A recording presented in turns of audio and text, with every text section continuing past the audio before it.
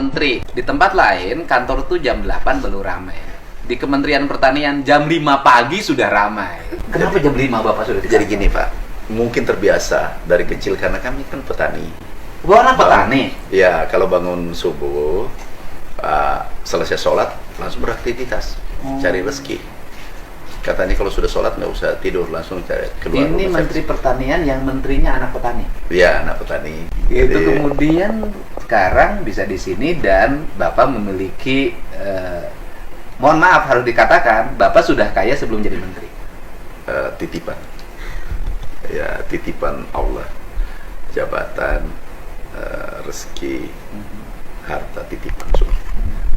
Bagaimana ini bermanfaat untuk orang.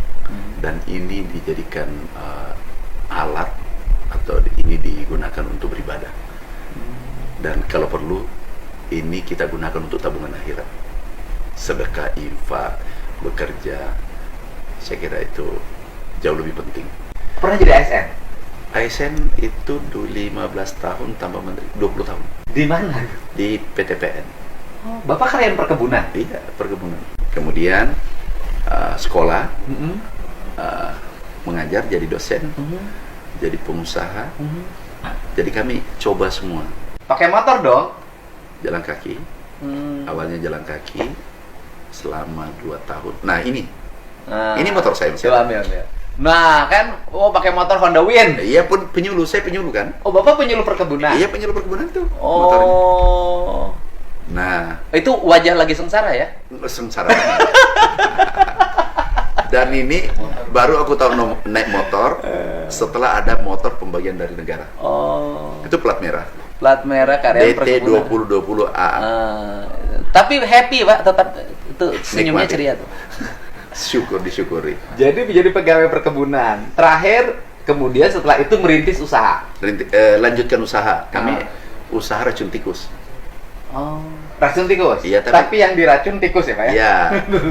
Bisa juga orang. Iya, tikus kantor diracun juga Boleh. Pak. Nah, ini racun tikus. Oh, terus usahanya racun tikus. Ini namanya tiran. Oh. Tikus diracun oleh Amran. Nah, setelah menteri, saya tutup. Kami tutup karena kami tidak ingin ada konflik of interest. Oh. Jangan ada masa jual racun tikus juga. Nanti tinggal bikin nomenklatur anggaran. Iya. Anggaran pengadaan racun tikus. Tikus. Dulunya dari racun tikus Bapak nggak ya? Waktu saya kesini masih ada Masih ya? pengadaan, aku coret. Aku coret pengadaan. Ini boleh pengadaan racun tikus tapi tidak boleh tiram. Aku coret. Oh, dicoret. Jadi nggak lagi bisnis racun. Enggak. Sampai Fokus sekarang. jadi menteri kan? Menteri. Kan isu pertanian tuh isu yang sensitif sekarang Pak. Iya. Kan biasanya orang kalau cerita pertanian biasa-biasa aja. Iya. Nggak respon. Iya. Indonesia itu kan begitu. Iya. Diributkan kalau dibutuhkan. Iya. Nah sekarang tiap hari orang ngomongin pertanian. Iya. Karena harga beras naik. Iya. Baru ribut. Iya. Tapi ketika harga beras turun nggak pernah ada yang ribut. Nah, itu di situ salahnya. Nah, Di sini. Ini pangan adalah kadang dianggap sepele. Padahal ini adalah pangan sangat strategis. Kalau kita krisis ekonomi, itu biasanya masih aman-aman saja karena sektor pertanian adalah penopang. Karena komoditasnya ekspor kan, karena dibayar dengan dolar. Oke. Krisis kesehatan COVID-19 kemarin kita pakai masker selesai. Tapi kalau krisis pangan melanda suatu negara, itu bisa konflik sosial di antara kita. Dan kalau tidak ada pangan, tidak ada negara.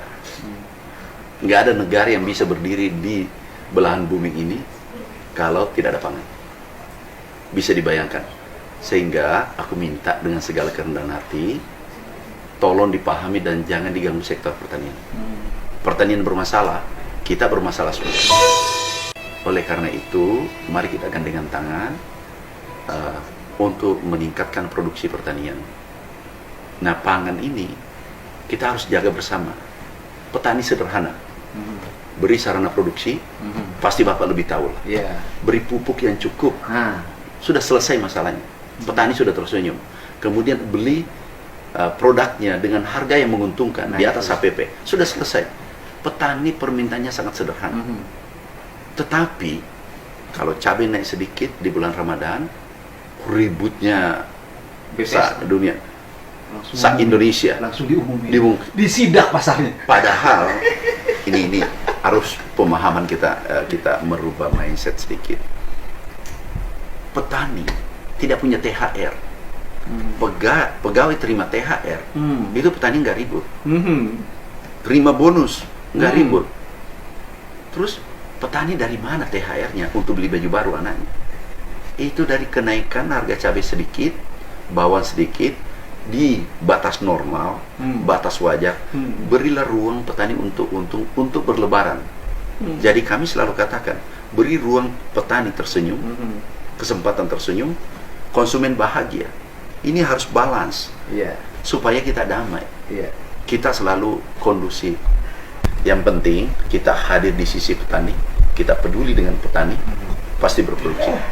Petani sederhana, beri ruang untuk untung, berproduksi. Dan yang paling utama ini kan petani itu kan begini Pak, petani beras terutama ya, itu kan kelompok masyarakat profesi yang menerima takdir apapun pada dirinya. Betul.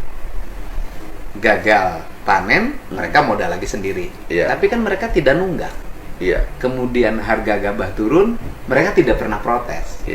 Ke depan sebaiknya Bulog itu menyerap gabah bukan beras. Kalau Bulog menyerap beras, berarti tidak ketemu dengan petani kan? Ketemu dengan pedagang. Dari dulu saya usulkan seperti itu. Bulog harus menyerap gabah, sehingga pemerintah dengan petani ketemu, diskusi langsung, direct. Dan gabah harus di atas HPP.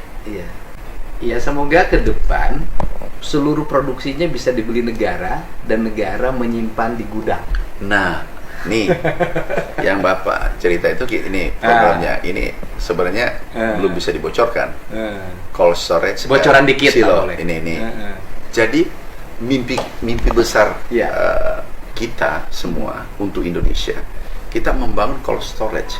Jadi kalau peak season harga murah masuk di sini, bisa juga bampangan, menjadi bampangan. Persis. Nah, nanti dia mengambil DP uang muka. Begitu harga naik, jual, terserah kapan mau dijual. Tapi ini masuk di sini. Cold storage katakanlah bangun di Medan, Surabaya, Jakarta dan Makassar. 4 titik saja kita bangun. Tetapi manakala terjadi off season, ini keluar. Kalau masih berlebih, ini langsung ekspor. Tuh. Cantik kan? Jadi ini kita bangun di 3 titik. Tidak ada lagi mengatakan tomat jatuh harganya, cabai jatuh harganya karena tidak bisa bertahan. Karena kita bangun cold storage yang besar. Cantik kan? Cantik banget. Iya. Ini jadi ilmunya sudah cukup. Persoalannya dilanjutkan apa tidak? Karena kita ini terkadang tidak konsisten.